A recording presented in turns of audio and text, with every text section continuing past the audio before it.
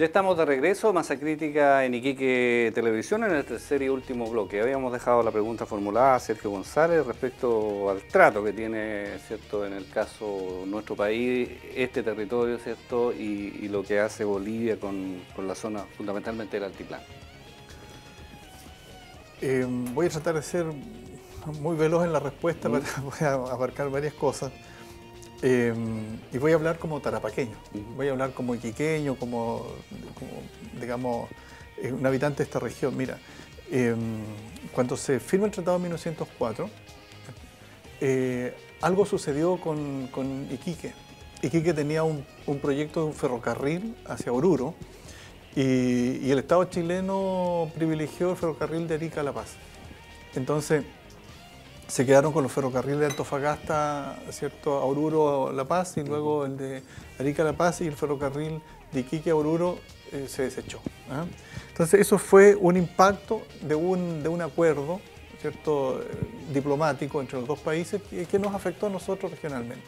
Bueno, los iquiqueños no perdimos el entusiasmo y se propuso, ¿cierto?, un ferrocarril que uniera Iquique o Tarapacá con Arica. Nunca se hizo ese ferrocarril, o sea, para hacer un cuadrante. Por lo tanto, siempre estuvimos dependiendo del ferrocarril de Antofagasta. Luego en la década a fines de los 20, cuando ya estábamos entrando a una crisis severa de la economía, el comité, digamos, pro desarrollo de Iquique, empiezan bajo, de cierta forma, la intelectualidad ahí de un personaje muy interesante, que era Carlos Harms Espejo, ¿no? Ya se proponen carreteras para camiones de alto tonelaje, ¿cierto?, hacia Oruro. Pero como es un periodo de crisis, está el acuerdo con Perú el 29, con Bolivia hay un alejamiento, fracasa eso también.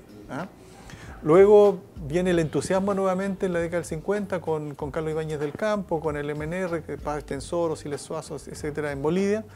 Y ahí ocurrieron las famosas caravanas de la amistad, etcétera, que todo el mundo recuerda, del año 58 y posteriores. Todos felices, vamos a hacer el camino a Oruro, etcétera. Y viene el problema en Lauca, el 62. Y nuevamente nos vamos abajo. Y posteriormente con el Puerto Libre de Arica comienzan a pensarse los famosos plan andino, tanto en Arica como en Iquique. Y viene digamos, posteriormente viene el tema de Charaña, fracasa Charaña y realmente nos viene todo abajo. Menos mal que Sofri, que tiene un carácter más funcional, fue exitoso. Hay que reconocer que Sofri rompe, digamos, la lógica bilateral de litigio y es exitosa. Y por tanto hay que seguir reforzando ideas como esa, más funcionales. Más creativas.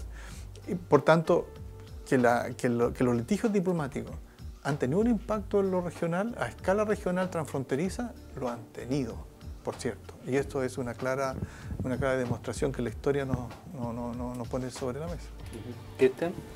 A ver, si hay algo centralista y elitista es la política exterior, en el caso chileno. O sea, no creo que esté en el registro de los cancilleres los intereses necesariamente regionales, o sea, porque priman esta idea de la razón de Estado.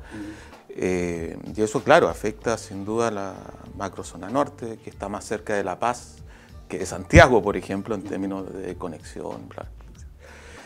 Creo necesario que en esta idea de cómo le otorgamos mayores facultades a las regiones para crear, construir algún tipo de cooperación regional, más allá de esta idea de la hermandad comunal que se hace a nivel municipal, ¿no? Que son firme protocolo, o sea, Ciudad hermana, etcétera, sino algo mucho más sólido. Y creo que eso sin duda obstaculiza los desarrollos regionales.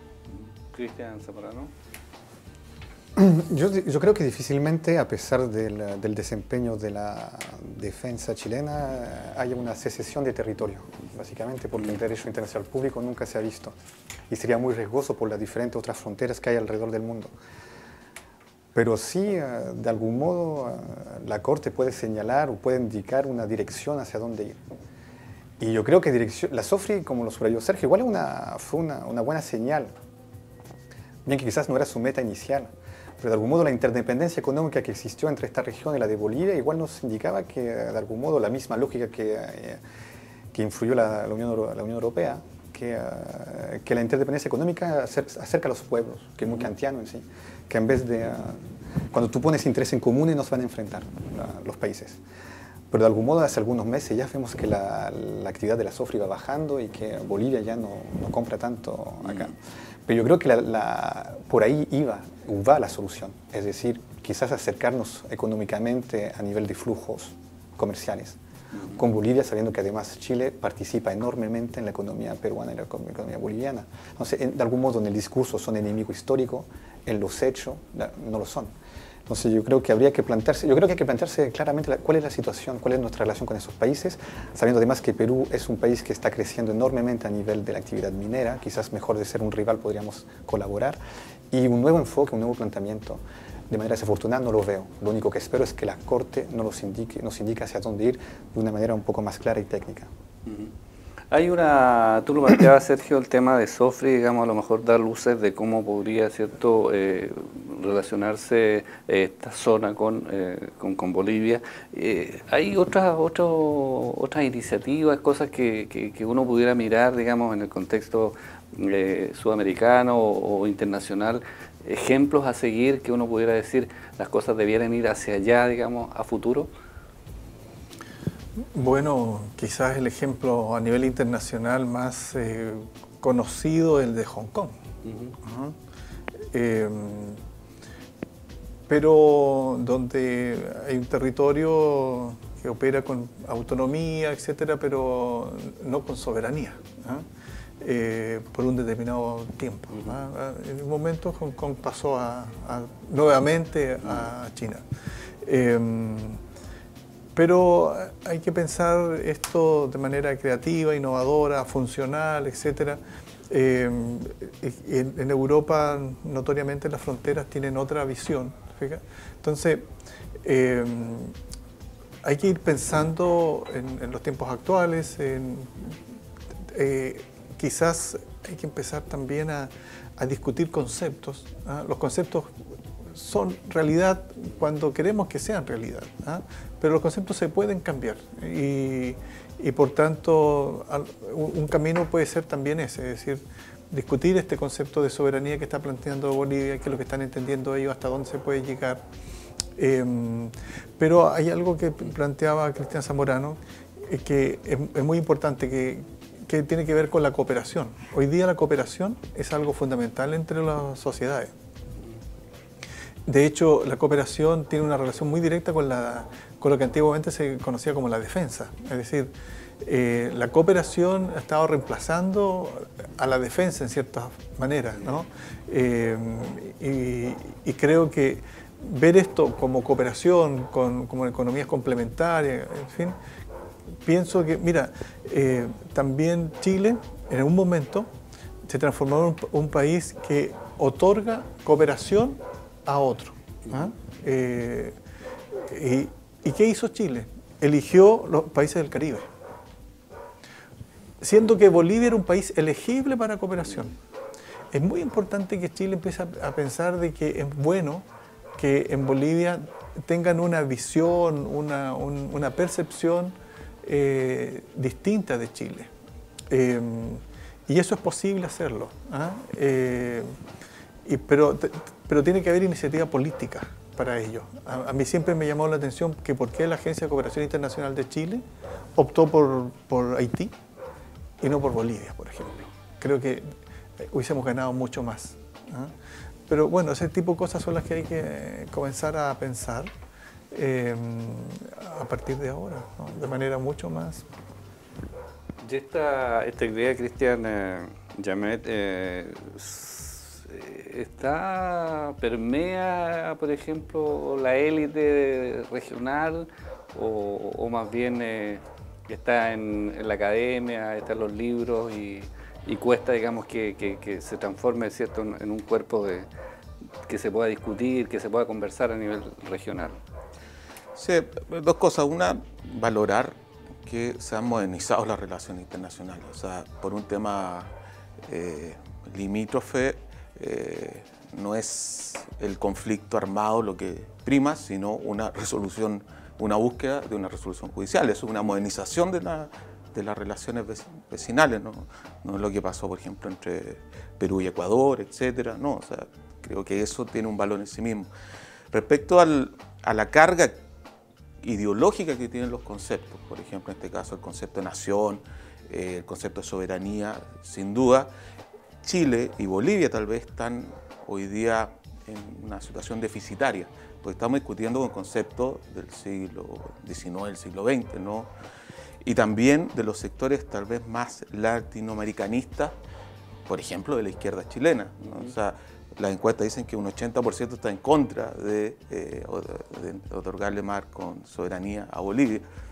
Y todos los que aparecen, la izquierda chilena diciendo mar para Bolivia, parece que no tuvieran un eco, porque no hemos tal vez logrado ofrecer una reforma creíble a ese concepto de soberanía, de nación, etc. Y sigue siendo, y sigue pesando, no solamente en la derecha, sino en el sentido común, una definición conservadora, integracionista del concepto de nación. Yo creo que ahí hay un trabajo que va a requerir de los intelectuales, de la academia, etcétera, o sea, del movimiento social, incluso de cómo somos capaces de ofrecer y redefinir estos conceptos que hoy día son de alguna manera tan cargados ideológicamente.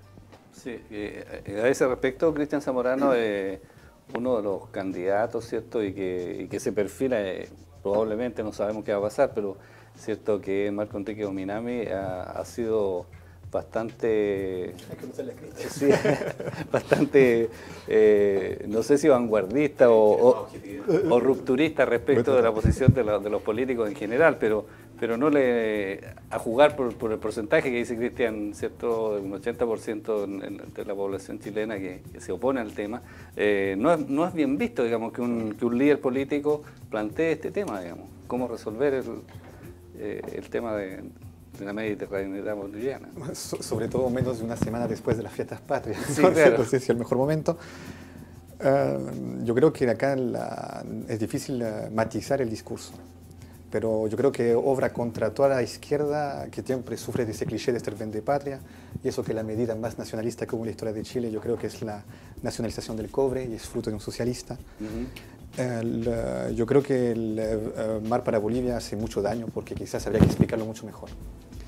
Yo creo que mar soberano no tendrá, por mi parte, ni territorio. Yeah. Pero yo creo que hay otras alternativas posibles. Pero para eso hay que dialogar. La política es la búsqueda de un consenso en base al diálogo.